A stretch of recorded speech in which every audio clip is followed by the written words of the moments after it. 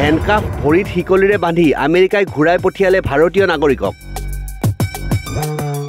আমেৰিকাই 18,000 অবৈধভাৱে বাস কৰা ভাৰতীয়ক চিনাক্ত কৰিছে। কঠোৰ ট্ৰাম্প, ভাৰতত তীব্ৰ প্ৰতিক্ৰিয়া। অবৈধ ভাৰতীয় নাগৰিকক হেণ্ডকাফ আৰু ভৰিত শিকলি লগাই অপৰাধীৰ দৰে ঘূৰাই পঠিয়াইছে আমেৰিকা প্ৰশাসনে। অবৈধ প্ৰক্ৰিয়াৰে আমেৰিকাত থকা প্ৰৱাসী ভাৰতীয়ক ঘূৰাই পঠিওৱাৰ কাম আৰম্ভ কৰিছে ট্ৰাম্প প্ৰশাসনে। আমেৰিকাত থকা প্ৰায় 7,25,000 ভাৰতীয় নাগৰিকৰ বিতৰণ আৰম্ভ কৰিছে আমেৰিকাই। দ্বিতীয়বাৰলৈ ৰাষ্ট্ৰপতি নিৰ্বাচিত হোৱাৰ পাছতে ডনাল্ড ট্ৰাম্পে আৰম্ভ কৰিছে বিতৰণ প্ৰক্ৰিয়া। লাখ লাখ ভাৰতীয়ক আটক কৰি বিমানেৰে ঘূৰাই পঠিয়াইছে ভাৰতলৈ। ইয়াৰ বাবে ব্যৱহাৰ কৰিছে ব্যয়বহুল সামৰিক বিমানো। নিৰ্বাচনৰ সময়ত ৰাষ্ট্ৰপতি ট্ৰাম্পে দিয়া প্ৰতিশ্ৰুতি অনুসৰি আমেৰিকাত আৰম্ভ হৈছে অবৈধ বিদেশী নাগৰিকৰ বিতৰণ প্ৰক্ৰিয়া। মঙলবাৰৰ পৰা আৰম্ভ হৈছে বিদেশী বিতৰণৰ কাম। নথি পত্ৰবিহীনভাৱে আমেৰিকাত বাস কৰি থকা ভাৰতীয় নাগৰিকৰ এতিয়া বিপদ অনিবাৰ্য। কেৱল ভাৰতীয়ই নহয়, আন দেশৰ অবৈধ নাগৰিককো বিতৰণ কৰিছে আমেৰিকাই। নিৰ্বাচনী প্ৰচাৰ অভিযানৰ সময়ত ট্ৰাম্পে সমৰ্থকক উদ্দেশ্যি কৈছিল যে মই ৰাষ্ট্ৰপতি নিৰ্বাচিত হ'লে আমেৰিকাৰ ইতিহাসত সৰ্ববৃহৎ নাগৰিক বিতৰণ কৰিম। টেক্সাছৰ ছান এণ্টনিঅ'ৰ পৰা ইতিমধ্যে 104গৰাকী ভাৰতীয় নাগৰিকক কঢ়িয়াই অনা এখন বিমান উপস্থিত হৈছে পঞ্জাৱৰ অমৃতসৰত। অবৈধ ভাৰতীয় নাগৰিকক লৈ প্ৰথমখন বিমান ইতিমধ্যে ভাৰতত উপস্থিত হয়। পৰৱৰ্তী সময়ত আন নাগৰিকসকলক লৈ কেইবাখনো বিমান ভাৰতলৈ আহিব, য'ত নথি পত্ৰবিহীনভাৱে আমেৰিকাত বাস কৰি থকা ভাৰতীয় লোকসকলক গতাই দিয়া হ'ব ভাৰত চৰকাৰক। আমেৰিকা চৰকাৰে জনোৱা অনুসৰি দেশখনত কঠোৰ কৰা হৈছে অনুপ্ৰৱেশ আইন, যাৰ পৰিপ্ৰেক্ষিতত দেশখনত বাস কৰি থকা আন দেশৰ অবৈধ নাগৰিকসকলক ঘূৰাই পঠিওৱাৰ ব্যৱস্থা আৰম্ভ কৰিছে।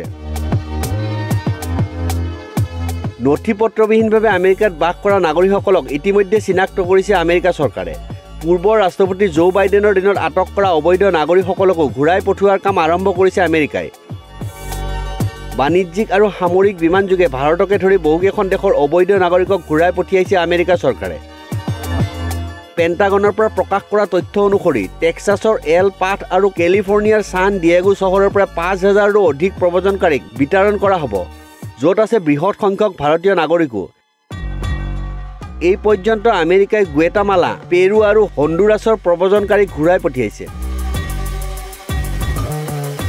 আনহাতে আমেৰিকাত বাস কৰা অবৈধ ভাৰতীয় নাগৰিকসকলক বিতৰণৰ পাছতেই প্ৰতিক্ৰিয়াৰ সৃষ্টি হৈছে ভাৰতত। ডনাল্ড ট্ৰাম্পৰ কঠোৰ স্থিতিয়ে বিপদত পেলাইছে বৃহৎ সংখ্যক ভাৰতীয় নাগৰিকক। প্ৰভাৱ পৰিছে দেশখনত অবৈধভাৱে বাস কৰা লাখ লাখ প্ৰৱাসী ভাৰতীয় নাগৰিকৰ ওপৰত। আমেৰিকাই ইতিমধ্যে 18,000 অবৈধভাৱে বাস কৰি থকা ভাৰতীয় নাগৰিকক চিনাক্ত কৰি উলিয়াইছে। 20,407গৰাকী নাগৰিকৰ নথি পত্ৰ পৰীক্ষণ কৰি 17,940গৰাকী নাগৰিকৰে বৈধ নথি পত্ৰ নাই বুলি গম পোৱা গৈছে। বৰ্তমানলৈকে আমেৰিকাত 2,467গৰাকী ভাৰতীয় নাগৰিকক অনুপ্ৰৱেশ আৰু শুল্ক বিভাগে বিভিন্ন গোচৰত আটক কৰি ৰাখিছে। উল্লেখযোগ্য যে আমেৰিকাত থকা বেছিভাগ অবৈধ ভাৰতীয় নাগৰিকে বাস কৰে মেক্সিকো আৰু এল সালভাডাৰত। অকৃতত্বশীলভাৱে আমেৰিকাত প্ৰৱেশ কৰি বিভিন্ন বৃত্তিত নিয়োজিত হৈ আছে প্ৰৱাসী ভাৰতীয়সকল। ইফালে আমেৰিকাই ঘূৰাই পঠিওৱা ভাৰতীয় নাগৰিকসকলৰ বাবে বাট মুকলি আছে বুলি প্ৰকাশ কৰিছে ভাৰত চৰকাৰে।